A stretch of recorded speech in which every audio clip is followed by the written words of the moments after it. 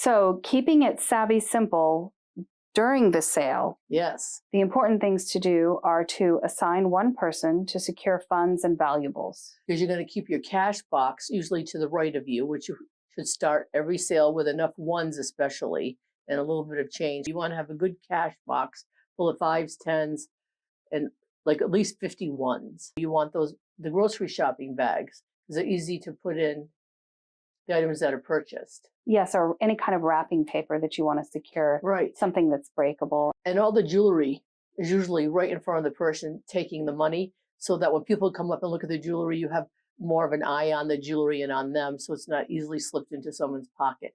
I think that putting the jewelry on, just putting it on a white piece of paper Or cardstock. and then putting it in a plastic bag and sealing it, but on the stock of the card, you write down necklace and earrings, $10. Another thing that I love doing is going through magazines and taking the fashion photos out and adding the earrings to the models.